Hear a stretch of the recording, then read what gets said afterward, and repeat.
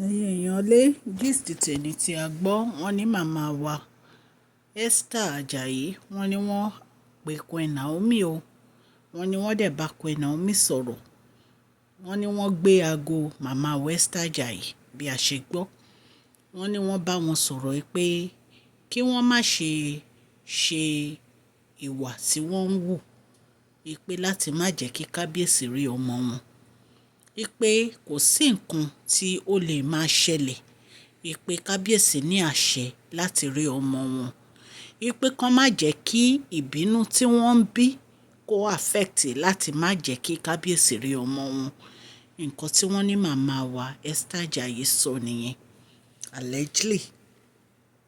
ẹ̀yin náà mọ̀ pé àtìgbà tí àǹtí wáyé ti bímọ ni Queen Naomi ti bínú kúrò nínú palace wọ́n ní kábíyèsí ò sọ òótọ́ fún àwọn wípé kábíyèsí ń fi ọ̀rọ̀ pamọ́ fún àwọn wípé wọn wà transparent tó àtìgbà yẹn dẹ̀ ni Queen Naomi ti kó lọ wọ́n ní ìgbà tá a kọ́kọ́ gbọ́ wọ́n ní wọ́n wà ní Royal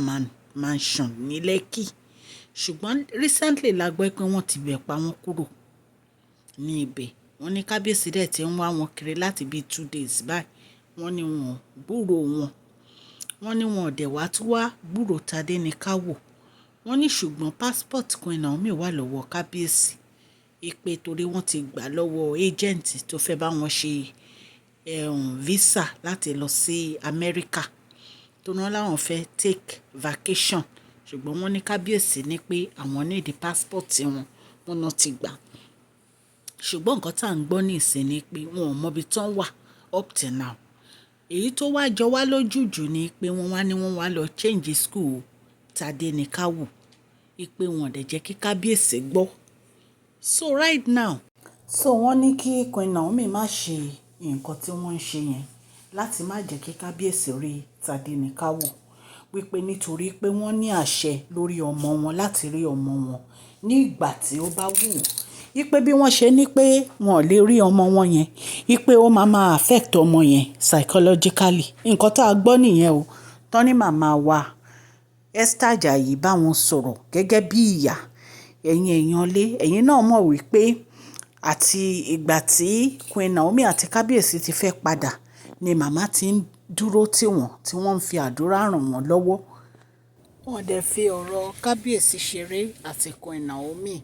wọ́n wà ń bẹ̀ fún wọn ní gbogbo ìgbà ni so gbogbo nǹkan tó ń ṣẹlẹ̀ yìí nù màmá ò dùn pẹ̀lú gbogbo nǹkan tó ń ṣẹlẹ̀ yìí ẹ̀yin èèyàn lé wọ́n dẹ̀ ti bá Queen Naomi sọ̀rọ̀ several times ẹ jẹ́ kí n kí ẹ̀yin olólùfẹ́ mi wípé ẹ káàbọ̀ sí Mashola Gist TV. Mashola Gist TV ń kí yín Mashola Gist TV ń kí yín adúpẹ́ àtọpẹ́dá Mashola Gist TV ń kí yín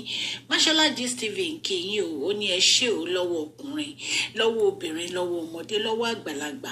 ẹ ṣé adúpẹ́ àtúnọpẹ́dá Mashola Gist TV ń kí yín ẹ̀yin aráalé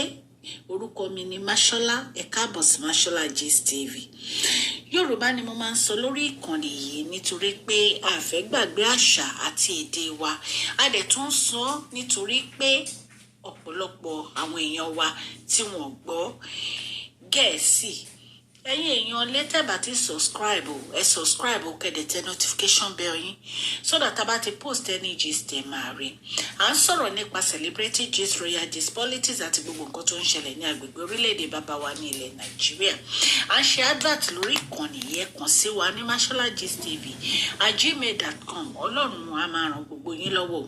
ọlọ́run á máa bá mi gbọ́wọ́ yín sókè o òkè ni ọlá yín á máa lọ o ọlá yín ò ní lọ ìsàlẹ̀ láéláé. Ẹ̀yin ènìyàn lé bí a ṣe gbọ́ bí a ṣe ń sọ lọ wọ́n ní màmá bá wọn sọ̀rọ̀ wípé kán má ṣe bẹ́ẹ̀ wípé báwo ni wọ́n ṣe ní jẹ́ kí Tadenikawo rí kábíyèsí wípé wọ́n mọ̀ pé wọn ò fi ọ̀rọ̀ Tadenikawo ṣeré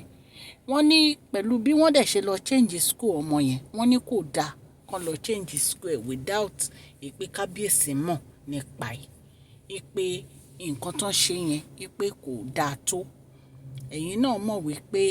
several times ni kábíyèsí náà ti máa ń fẹ́ mọ movement Tadenikawo àti bó ṣe ń ṣe sí ní ilé ìwé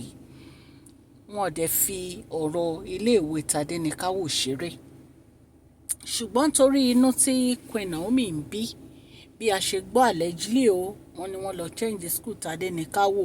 wọn ò dẹ̀ sọ fún kábíyèsí nípa ẹ̀. Ọlọ́run Elédùmarè á jẹ́ kí inú Queen Naomi rọ̀ ní agbára Ọlọ́run. Gbogbo nǹkan tó dẹ̀ ń ṣẹlẹ̀ yìí, gbogbo ẹ̀ ni ó máa lójútùú, ẹ̀yin ará ilé. Ṣùgbọ́n nǹkan tá a gbọ́ làwa torchlight sí. Ọlọ́run á dẹ̀ fún wa sọ, ẹ̀yin èèyàn lé. Queen Naomi, ẹ ní láti ní sùúrù. Wọ́n ní gbogbo nǹkan téèyàn máa ń ṣe láyé kéèyàn máa fi ìbínú ṣe. Lóòótọ́ àgbà ìpẹ́ ń bínú, ṣùgbọ́n èyí tí màmá wa sọ yìí, ọ̀rọ̀ wà nínú ẹ̀ o, wípé kí ẹ má fi ẹ̀tọ́ Tadenikawo dùn láti má rí bàbá ẹ̀. Tí kábíyèsí bá láwọn fẹ́ rí ọmọ wọn, wọ́n lẹ́tọ̀ọ́ láti rí ọmọ wọn, and it's true. Because àwọn nǹkan míì wà ẹ lè máa feel pé bóyá ọmọ yẹn ọmọdé ṣì ni, ṣùgbọ́n àwọn nǹkan míì wà tó jẹ́ pé ìgbà míì wà tó jẹ́ pé èèyàn ò ní mọ̀ wípé ó ń affect ọmọ.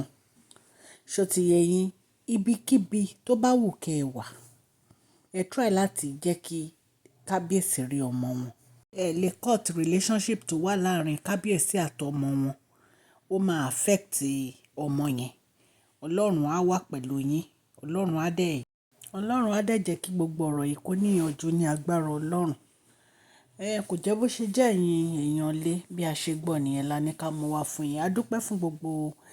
etí tó ń gbọ́ wa ní ilé lóko àti lẹ́yìn òde. Ọlọ́run aláàánú á wà pẹ̀lú gbogbo yín o. Gbogbo nǹkan tẹ́ bá ń dáwọ́lé á máa yọrí sí rere o. Ẹ má gbàgbé kẹ́ fún fídíò yìí ní thumbs up o. Please share this video, like and subscribe. God bless you all. Mashola Gist TV, love you all.